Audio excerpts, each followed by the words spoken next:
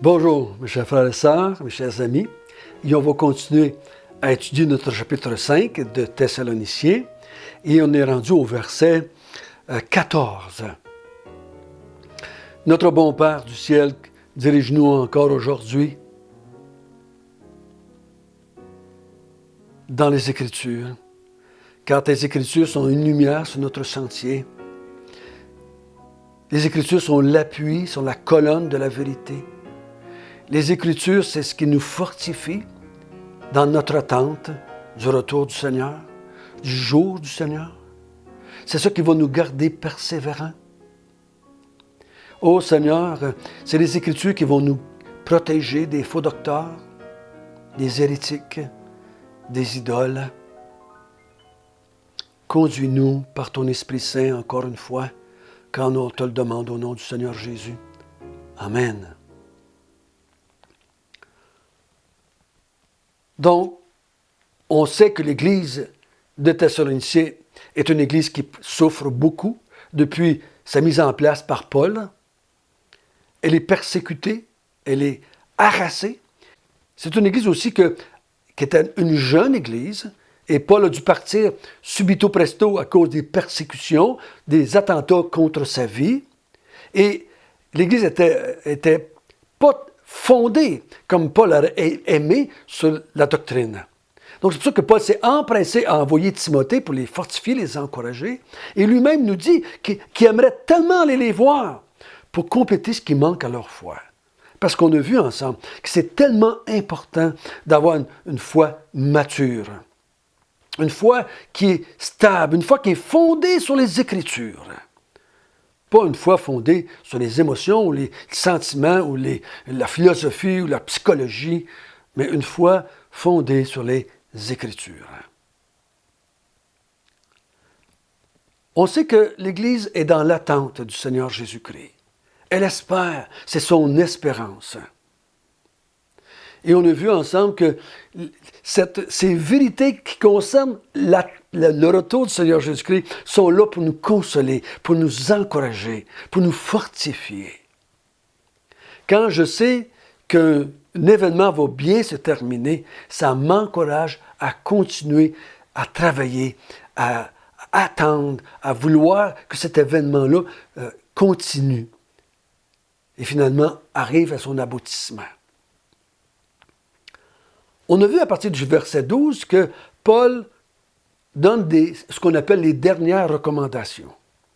On a vu hier, en attendant que le Seigneur revienne, mettez en place des enseignants et respectez-les. Considérez-les. Estimez-les. Parce qu'alentour de l'Église, il y aura toujours des faux enseignants et des faux docteurs, et des fois, il y en a même dans l'Église. Donc, ça prend quelqu'un qui va être capable de faire face à la fausse doctrine, aux loups ravisseurs, comme ils les appellent, aux faux docteurs, aux faux prophètes. Et je vous dis que dans les églises, dans les épîtres, c'est constamment le problème. Il y a toujours des fausses doctrines. Il y en a dans Corinthiens, qui ne croyaient plus à la résurrection. Il y a des fausses doctrines dans Colossiens par rapport aux anges. Il y a des fausses doctrines par rapport aux anciens dans 1 Timothée. Il y a des fausses doctrines dans les Thessaloniciens par rapport à l'avènement du Seigneur Jésus-Christ. Il y a toutes sortes de fausses doctrines dans Galates qui veulent retourner aux œuvres pour être sauvés. Il y a toutes sortes de fausses doctrines partout. Et de faux docteurs. Et Paul dit, votre meilleur instrument pour persévérer dans la vraie doctrine, dans l'espérance que vous avez, c'est d'avoir des anciens qui vont vous instruire, qui vont vous corriger, qui vont vous reprendre, qui vont vous conduire avec les Écritures qu'ils vont avoir étudiées. Nous allons lire seulement le verset 14 pour le moment. Nous vous prions aussi, frères. Avertissez ceux qui vivent dans le désordre, consolez ceux qui sont abattus, supportez les faibles, usez de patience envers tous. Pour une deuxième fois, il dit, nous vous en prions, frères, avertissez ceux qui vivent dans le désordre, consolez ceux qui sont abattus et supportez les faibles, usez de patience envers tous. Donc l'Église, ce n'est pas un amalgame de super spirituels qui ont aucun problème, qui sont tous, je dirais, à une grande maturité. Non, l'Église est composée de vieux chrétiens et de jeunes chrétiens. L'Église est composée des gens qui commencent dans la compréhension des Écritures et des gens qui sont là depuis longtemps et qui connaissent mieux les Écritures. Donc, il y a des gens qui ont une mauvaise mise en pratique des Écritures. Il y a des gens qui sont abattus, qui sont découragés. Il y a des autres qui sont faibles spirituellement. Il y en a d'autres qui sont qui ont toutes sortes de difficultés. Et l'auteur dit, soyez patients envers tous. Donc prenez le temps, vous qui avez la même croyance, vous qui êtes tous convertis au même Dieu pour le servir, vous qui avez tous la même foi dans le Seigneur Jésus-Christ pour votre salut, il dit, vous devez être patients les uns envers les autres. Nous ne sommes pas tous à la même place. Il dit, premièrement, avertissez ceux qui vivent dans le désordre. Le désordre ici, on va le voir un peu plus loin, surtout dans la deuxième épître, je crois qu'on va en reparler. Le désordre, de quelle sorte de désordre il parle? Il ne parle pas du désordre matériel dans nos maisons, dans nos églises, dans nos autos. Il ne parle pas ici de ceux qui sont moins ordonnés, puis ceux qui sont très ordonnés. C'est pas ça dont on parle du tout. Désordre, ceux qui ne vivent pas selon l'instruction reçue par l'apôtre Paul. Ils sont dans le désordre. Leur vie n'est pas en ordre avec l'enseignement que les anciens ont donné. Selon l'instruction que vous avez eue, de la part des Écritures, à travers les anciens. Il dit, il y a des gens qui analysent qu'ils ont une vie un peu désordonnée. Ils ne sont pas en diapason avec les Écritures dans toute leur vie. On a des exemples dans les épîtres de ça. Par rapport à la nourriture, par rapport aux vêtements, par rapport aux jours de fête, par rapport à toutes sortes de choses dans la vie. Oui, ils ont fait profession de foi, oui, ils se sont convertis, oui, ils croient au Seigneur Jésus-Christ, mais leur vie n'est pas encore en ordre ou en diapason avec l'enseignement que Paul a donné et que nous avons dans les Écritures aujourd'hui. Donc, il dit, avertissez-les avec douceur, avec compréhension, avec compassion. Je me souviens toujours d'un jeune croyant qui m'avait fait bien réfléchir, parce que j'avais été le reprendre, parce que sa vie n'était pas en ordre.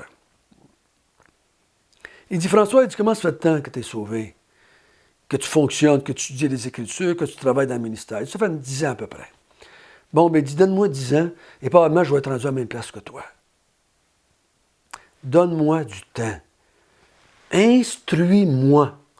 Parce que la personne a fait profession de foi. Elle veut servir le Dieu à lequel il s'est converti. Il croit au Seigneur Jésus. Il attend le Seigneur Jésus. Il espère le retour du Seigneur Jésus comme chacun d'entre nous dans l'Église. Mais il a besoin de temps pour ajuster, pour ordonner sa vie. Donc, on va voir plus de détails là-dessus dans la deuxième épître. Mais pour ici, on va se contenter. Le désordre, c'est que ce n'est pas en ordre avec l'enseignement reçu. Donc, il dit, prenez votre temps pour les reprendre. Soyez patients avec eux autres. Montre-leur l'exemple d'abord. Montre-leur, vous autres, que c'est quoi une vie ordonnée qui est en accord avec l'enseignement reçu du Seigneur Jésus-Christ. Et prenez votre temps pour leur montrer, pour leur enseigner. Sais-tu, ça, là, ça ne va pas avec les Écritures. Ça, là, ça va contre les Écritures. Ça, faut prendre le temps. Mais avant de vouloir ordonner leur vie, mon conseil, de quelqu'un qui était responsable pendant toute ma vie chrétienne, presque dans les églises. Pendant longtemps, j'ai fait une erreur. Je voulais ordonner leur vie à coup d'ordre, à coup de menaces, à coup de versets bibliques. Mais ce qui leur manquait souvent, c'est de la compréhension, de l'instruction. Avant de vouloir avoir une vie ordonnée, prenons le temps de voir si la personne qui a une vie désordonnée a bien compris l'Évangile. S'est-il vraiment converti à Dieu pour le servir? A-t-il vraiment cru à la grâce de Jésus-Christ et la foi en Jésus-Christ pour son salut personnel? Est-ce qu'il y a une bonne compréhension de ça? C'est important, je vous le dis. C'est beaucoup plus important que vous pensez. Beaucoup plus important que vous pensez. Il y a plein de gens dans les églises qui ont mauvaise compréhension de la doctrine du salut qui les amène à avoir une vie désordonnée. Mais si ils ont une bonne compréhension de l'Évangile et qui ont fait profession de foi dans cet Évangile qui vient de Dieu, maintenant, essayez de comprendre qu'est-ce qu'ils ont besoin d'être instruits sur les Écritures pour que leur vie devienne de plus en plus ordonnée. Ordonnée en accord avec les Écritures. Pas ordonnée selon ce que moi j'aime, que j'aime pas. Ordonnée selon les Écritures. Il y a beaucoup de liberté dans la vie chrétienne. Mais il y a aussi des principes qui sont pour tout le monde. C'est ceux-là dont on parle ici, je crois. Ensuite, il dit, consoler ceux qui sont abattus. Avec quoi on va consoler?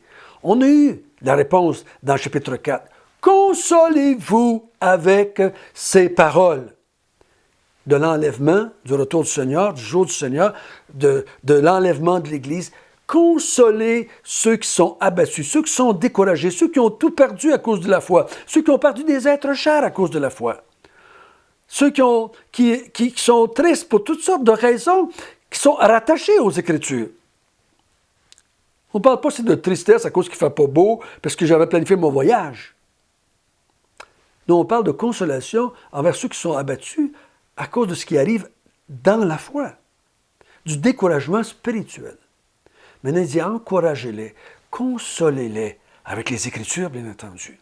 Avec les Écritures. Pas avec des mensonges, pas avec des fausses promesses. Tout va bien aller, tu vois, tout va bien aller. Non, ne dites pas ça. Ça ne veut pas dire que ça va bien aller toujours. Ça ne veut pas dire que ça va s'améliorer, ça va peut-être aller de pire en pire. Il faut juste donner les vérités pour consoler. Paul ne compte pas de mentir à l'Église. Il les a consolés au chapitre 4 avec des vérités sur l'enlèvement. En ce qui concerne ceux qui étaient morts dans la foi avant les autres. Ici, il y en a qui sont abattus, découragés, à cause de la situation difficile, à cause des persécutions, à cause du rejet de leur famille, à cause qui ont perdu peut-être un emploi. Ou peut-être que les enfants ont rejeté les parents qui se sont convertis. Peut-être que les parents ont rejeté les enfants ou des enfants qui ont été rejetés par leurs parents qui ne se sont pas convertis.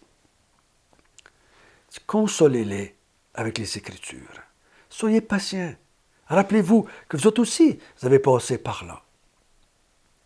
Supportez les faibles dans la foi, ceux qui tombent, ceux qui pêchent, ceux qui ont des problèmes avec le péché dans toutes sortes de formes. Supportez-les, les faibles. Supportez ceux qui ont de la difficulté à accepter ce qui arrive dans leur vie parce qu'ils sont devenus chrétiens. Supportez-les. Dans le sens que, allez les voir et partagez-leur votre expérience, comment vous avez aussi vécu ça, qu'est-ce que vous avez cru, quelle vérité vous a encouragé pour continuer dans la marche chrétienne. Supportez les faibles. Usez de patience envers tous. Soyez patients, tolérants. On est tous dans le même bateau qui vague vers le retour du Seigneur. On est tout un groupe d'hommes et de femmes qui sont dans le même groupe, qui vaguent qui avancent vers le retour du Seigneur, qui attendons l'avènement du Seigneur. Donc, on s'encourage, on s'avertit, on s'exhorte, on est patient, on s'avertit, on se console, on se supporte, parce qu'on est tous dans le même bateau. On vit tous un peu les mêmes choses. On est tous persécutés, on est tous ridiculisés, on est tous souffrants à cause de la foi en Jésus-Christ. Donc il dit, soyez patients les uns envers les autres. Les jeunes avec les vieux, je veux dire, avec les plus jeunes, surtout, je dirais, personnellement. Parce que les vieux dans la foi, on a tendance à manquer de patience parce qu'on trouve que les jeunes n'avancent pas assez vite. Puis on oublie que ça nous a pris 10 ans, 15 ans, 20 ans, 30 ans à être rendu ce qu'on est rendu. Lisons le verset 15. Prenez garde que personne ne rende à autrui le mal pour le mal, mais poursuivez toujours le bien, soit entre vous, soit envers tous. Donc l'auteur, il dit, ne vous vengez point. Vous êtes persécutés, vous êtes malmenés, vous êtes volés, abusés, vous êtes chassés. Ne combattez pas le mal qu'on vous fait par le mal. Romain dit, à moi la vengeance, la rétribution, dit le Seigneur. Mais il dit aussi en même temps, parce qu'il dit entre vous et envers tous. Entre vous, c'est dans l'Église. Ne combattez pas le mal par le mal, mais combattez le mal par le bien. Et envers tous, ça envers les Juifs du dehors, qui eux autres nous persécutent. Donc il dit, on te fait du mal, ne te venge point. Il faut être réaliste, mes chers amis, mes chers frères et sœurs. Du mal, on va t'en faire. Si tu penses que ça n'arrivera pas, tu vas souffrir encore plus que les autres, hein, parce que tu t'en attends pas. Du mal, tu vas en faire toi aussi à d'autres. Vu qu'on est dans un monde encore de pécheurs, et dans les églises, c'est encore des pécheurs, il est impossible de penser qu'on ne fait pas du mal aux autres et qu'on ne va pas nous en faire. Il va en avoir du mal. Qu'est-ce que je fais? Est-ce que j'ouvre ma grande trappe et je fais de la médisance? Est-ce que je me venge? Est-ce que je me venge en disant « Je ne vais plus aller à l'église avec ce monde-là, c'est une gang de méchants? » Ben, il n'y a pas d'amour dans l'église, donc je m'en vais. Si tu penses de même, tu te venges. Parce que la vengeance peut prendre bien des formes, vous savez. Ça peut être des paroles, ça peut être des sans-paroles, ça peut être des actions, ça peut être sans action. Il y a toutes sortes de façons d'exprimer notre colère, de combattre le mal avec le mal. Mais Paul il dit, ne faites pas ça. Soyez en paix les uns les autres. Combattez le mal par le bien. Parce que si vous ne faites pas ça, l'apôtre Paul il dit, si vous vous mordez les uns les autres, si vous vous déchirez les uns les autres, ça ne vous aidera pas à attendre le retour du Seigneur. Si vous n'êtes pas patients les uns avec les autres, ça ne vous aidera pas à attendre le retour du Seigneur. Il dit, le but de toutes ces recommandations-là, c'est qu'on soit capable d'attendre le retour du Seigneur. C'est ça le but. Ce n'est pas de devenir des meilleurs chrétiens, le but. C'est de rester dans la foi jusqu'à temps qu'ils viennent nous chercher. Soyez patients envers les uns les autres. Soyez patients les uns avec les autres et ne vous vengez pas. Combattez le mal par le bien. Et en faisant ces deux choses-là, ça va vous aider à patienter. Ça va vous aider à être persévérant jusqu'au retour du Seigneur. Quelle belle vérité, n'est-ce pas? Donc, première recommandation, estimez. Soyez respectueux envers vos anciens qui étudient, qui vous enseignent, qui vous dirigent, qui vous exhortent. Soyez patients les uns avec les autres et ne vous vengez pas les uns avec les autres. Ne combattez pas le mal par le mal, mais le mal par le bien. Notre bon Père du ciel, merci de ces quelques recommandations. Oh, je te prie, Seigneur, aide-moi d'être patient en comprenant que j'ai besoin que les autres soient patients envers moi parce que je suis quelqu'un de faible, de pécheur aussi. Ça m'arrive d'être abattu. Ça m'arrive que ma vie est en désordre. Donc, donne-moi d'être patient, surtout avec les jeunes qui commencent. Seigneur, donne-moi de combattre le mal qui va m'être fait par le bien. Parce que j'aimerais que quand je fais du mal, les gens me fassent du bien à moi. Tout cela pour t'attendre jusqu'à temps que tu reviennes sur les nuées. Amen.